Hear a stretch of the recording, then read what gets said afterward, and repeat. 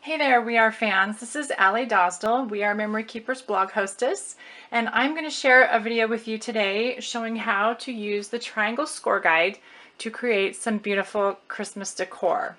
And what's so cool about this piece is you can take one of these flameless tea lights and stick it inside and put those on your mantle or wherever you'd like. So I'm going to show you how to make these. And what you're going to need is a piece of 12 by 12 paper. You're going to need the trim and scoreboard and the triangle score guide. Okay, so the first thing you're going to do is take your 12 by 12 paper. I chose white for kind of winter trees, I guess is what they are, sort of. And we're going to use the scoring feature on this board. And I wanted mine large, so I'm going to score every 4 inches. Okay, and when you get your triangle score guide, you're going to get this handy instruction booklet with it, so you can create these beautiful paper gems. And so I'm going to do what's called the tetrahedron, which is basically a pyramid. So, and I wanted the largest one, so I'm going to score every 4 inches. Then if you turn to the back here, it tells you exactly how to score everything according to whatever size you've chosen. So first, I'm going to score every 4 inches. Okay,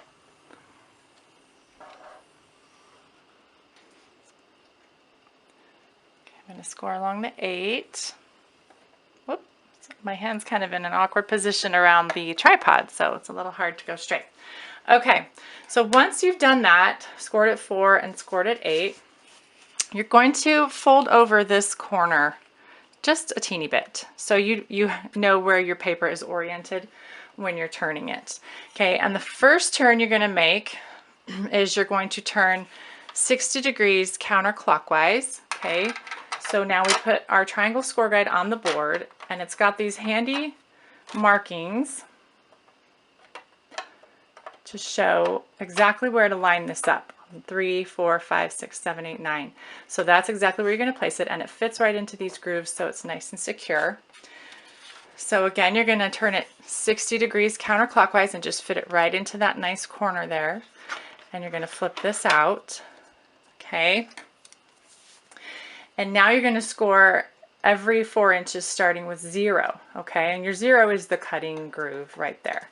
Okay, so we're going to do 0, and then we're going to do 4, and you've got a little 4 there that's going to kind of help you.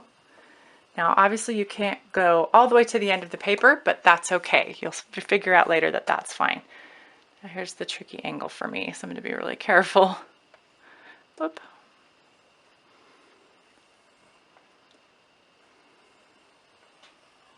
Okay, then we're going to do this 12-inch mark, and that's another one that's kind of just right at the edge, the very last one. Okay, so we've done that. Now we're going to take the paper off, and we're going to flip this over like that to the B side. Okay, again, line it up right on the 9 and the 3 there, and it's got your measurements. Okay, so now shows us in our instruction booklet, you're going to take this paper and you're going to flip it 120 degrees this way. Okay, so that your little folded corner's over there now. Put it right in the corner.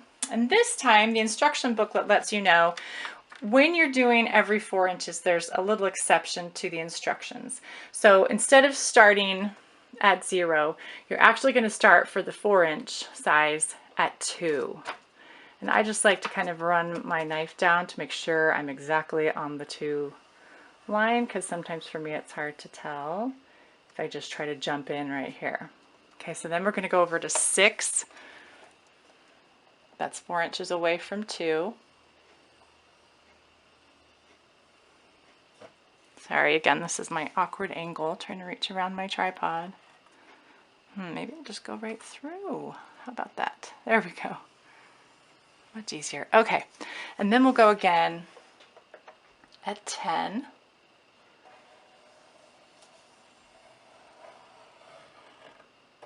And that's all you need to do for that side. Okay, so now we're done scoring. And if you take a look at your instructions, it's going to tell you to flip this over onto the back side, okay, before you go ahead and cut it out.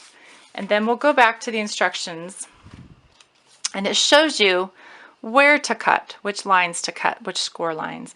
All of the beautiful paper gems that you can make with this triangle scoreboard, basic shape you're making is a triangle, just different combinations of triangles. Okay, so what we've done is we've created a triangle base, which is the bottom of this tree, okay? And then we've got 3 sides, okay? So I'm going to show you how that works by folding these inward, okay? And there's a tab that we're going to just fold down, okay? So you can see that. You can now see it's kind of taking the shape. Another side with a tab, okay? And then the third side with its tab. And you'll notice a couple of places those score lines didn't quite go to the end, but it's okay because you've got most of the fold scored anyway, so it just follows right along once you fold it. Okay, so that's how it's going to end up. Okay, now that we've cut the template out, we're going to die cut the 3 sides with this beautiful snowflake die from the Snowflake Punch die set. And what you're going to do is make sure you're working with the outside of it, and you're going to place the die on one of the panels. I've already done the other 2, so I'll show you how to do this. This is the bottom edge. When it stands up, it'll be going this way. So you want to kind of center it and make sure you know where that edge, where the tab will be folded. So you're going to center it within that triangle there. So I'm just going to kind of eyeball this. You can measure if you'd like, but I'm kind of an eyeball girl. So I'm going to say right about there. And I'm just using some washi tape to hold that in place so it doesn't move. Okay, now this is larger than the 6-inch wide panel, so we need to make sure that it, isn't this size when it goes through.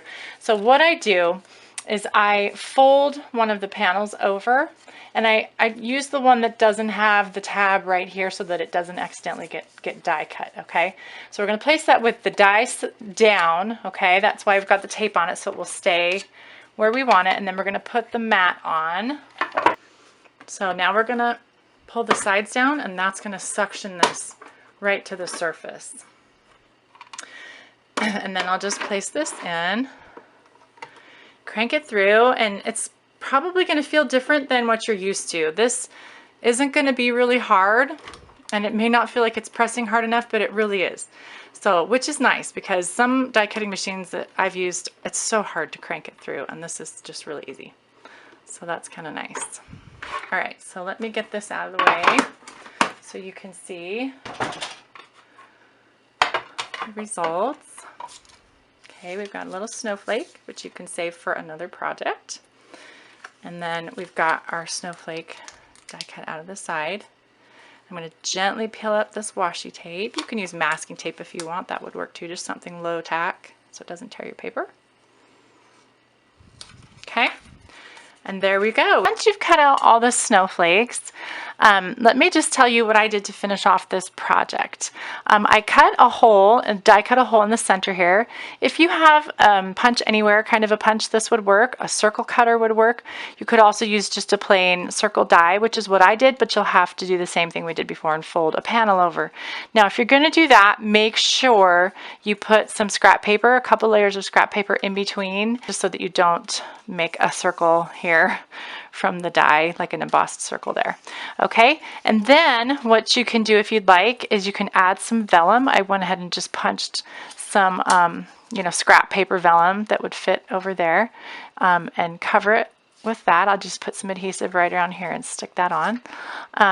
And then the last thing I did, and you don't have to do this, you could just leave it plain, but I embossed it. And then you do that, you're going to need to do 3 different passes, okay, through the machine, the evolution, because you'll have to do like 1 panel at a time. Since we have the 6-inch wide platform, so you would do that and just do all 3 panels like that. Okay, so hopefully that gives you an idea. Let me see if I can stick this back together. Gives you an idea of some of the gorgeous projects you can make with this triangle score tool. Okay. And I'm excited because over the holidays for the next little bit, I'm going to show you some more projects. It's lots of fun to work with this triangle score guide.